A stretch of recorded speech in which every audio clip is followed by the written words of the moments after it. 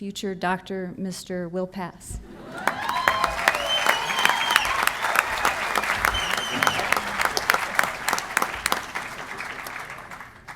Thank you, Dr. Fry. It is a huge honor to speak today. Now, I know there are some other people here in the room with us, but if they'll excuse me, I'd mostly like to talk to you, my classmates. To be here at all is surreal, but to share this with all of you is extraordinary. It feels like only yesterday that we all met and fell for each other. It was 2012, the summer of love. We consummated our relationship at Pingree Park while bumping our heads on the top bunk and writing things on ping pong balls. Things we solemnly vowed to retain throughout this endeavor. On my ping pong ball, I wrote, "My sanity." But you can't win them all. I remember, and I'm sure you do too, when I got into vet school, I jumped for the sky, and then I went out and had one or two, or maybe a few more drinks. Actually, there's a memory missing there, and I'm not sure why. But I do remember, before we started, when I told people that I'd been accepted to CSU Veterinary School, and they would say, "Wow, I've heard that's really hard to get into." Well, I can tell you now, almost 4 years later, it is much, much harder to get out.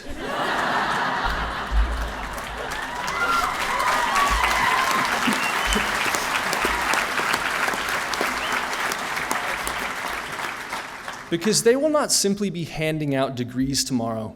We earned them with our blood, our sweat, and our tears.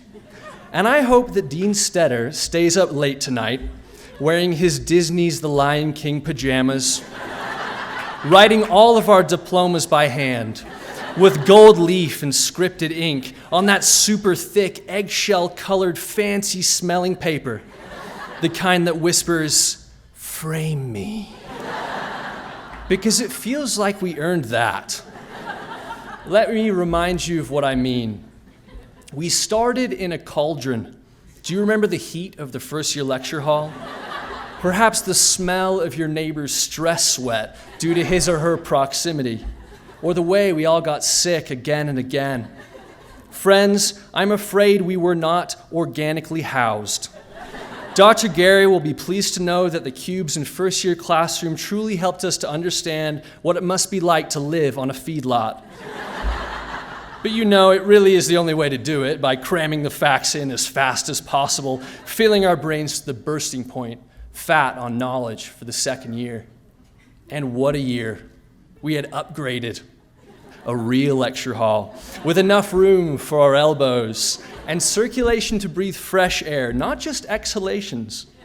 That first semester was sweet. I was actually really starting to hone my frisbee throwing, but then second semester showed up like first semester's vengeful stepsister.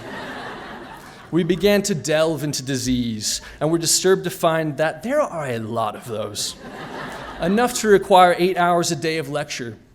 However, in contrast to the first year, these lessons were best served chilled, and therefore the room was kept at a Scandinavian 43 degrees.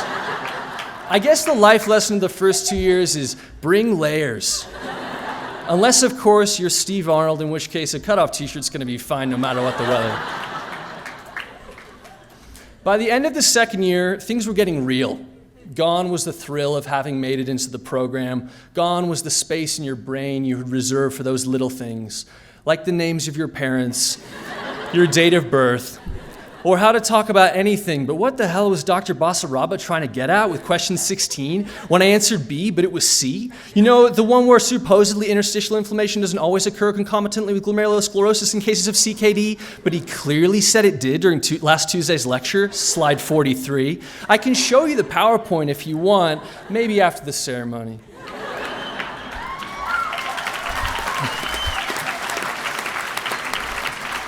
Let's talk about the veterinary teaching hospital instead.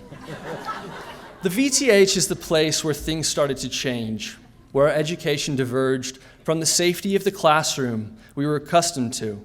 Lectures continued, but they were nothing compared to the transition onto the clinic floor. It was here that we began to see that no amount of studying would help us, and how important we would be for each other to make it through.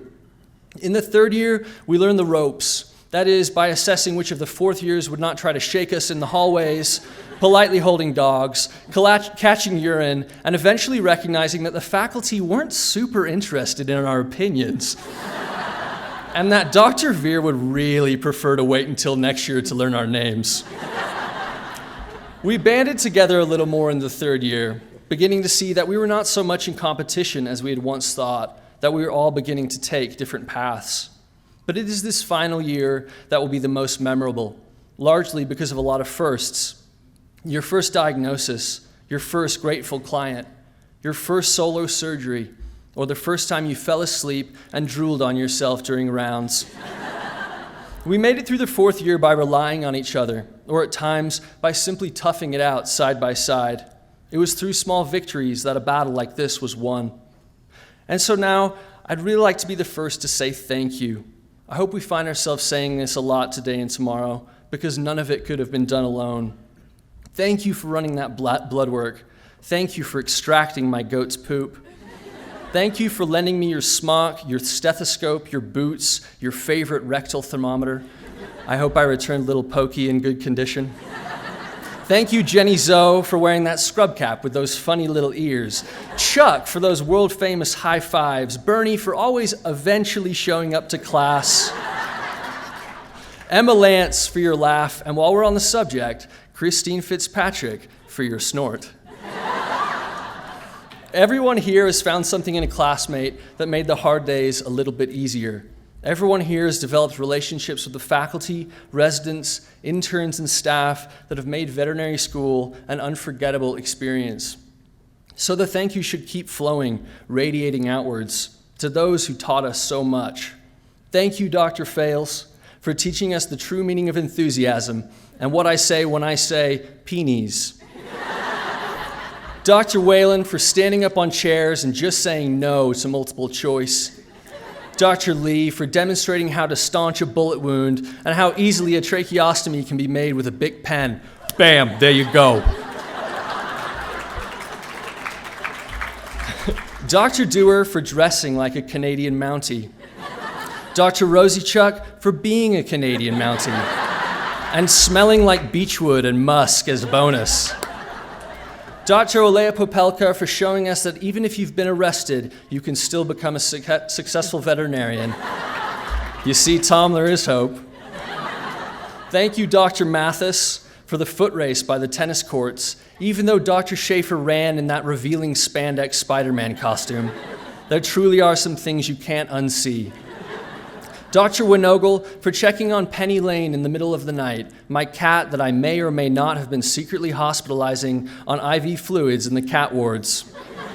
Dr. Veer for learning my name, and finally to the nurse in the med pit who showed me that sometimes the best way to hold a pug is like a football. And then further, and with great emphasis, thank you to everyone else in this room, and those like you who could not be here today. You are the people who we sought for shelter in the storm. You warmed up food for us when we dragged into the house at 11:30 p.m. on the verge of tears, made us laugh when we insisted on studying in the car, nodded and smiled as we described the joys and technical details of laparoscopic surgery. You're the friends, girlfriends, husbands, wives, and boyfriends who we left alone in the middle of a movie because we got called in. We're sorry, and thank you. To the moms and dads, you deserve medals of valor. To you, veterinary school did not begin 4 years ago. It began over 20 years ago, when we dropped us off at kindergarten for the first time. Without your foundational support, none of us would be here now. Thank you.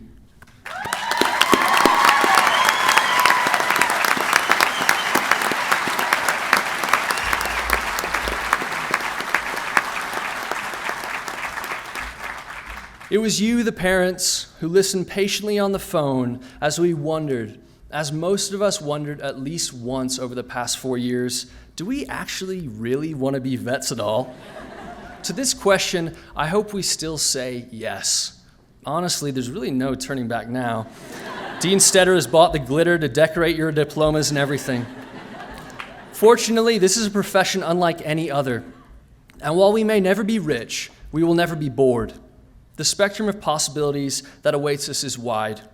Should we choose, we could work with dogs, cats, horses, or cattle, even hedgehogs, snakes, manatees, macaroni penguins, moray eels, storks, greater spot-nosed monkeys, octopi, swamp wallabies, bandicoots, tasseled wabbagongs, unicorns, Malaysian nipple chafers, hippogriffs, or blast-ended scroots. You see now, I'm just listing animals, some of them real. But you could also work in public health, wildlife conservation, the research of viruses, or the development of the next generation of life-saving pharmaceuticals, because the efforts of veterinarians are further reaching than ever before. Veterinarians like us. And while an ideal of success may push us to go further, to open another office, stay an hour longer in the lab, or work another weekend, please remember that success can be a siren pulling us towards the rocks. There is no finish line. There are no trophies. There is no first place. If not already, then eventually, our class ranks will become as interesting as the number of ceiling tiles in the first-year lecture hall. You must remember that without our relationships with all the people filling this room, the greatest successes in life will lose meaning. So take time for your life, for that rafting trip or Christmas at home. Take time to be a friend, be a husband, be a wife, be a brother, a sister, a mother, or a father. Because without each other, being a healthy veterinarian is impossible. And so here we are, together, at the end of our love story. Our ping pong balls clutched tightly in hand.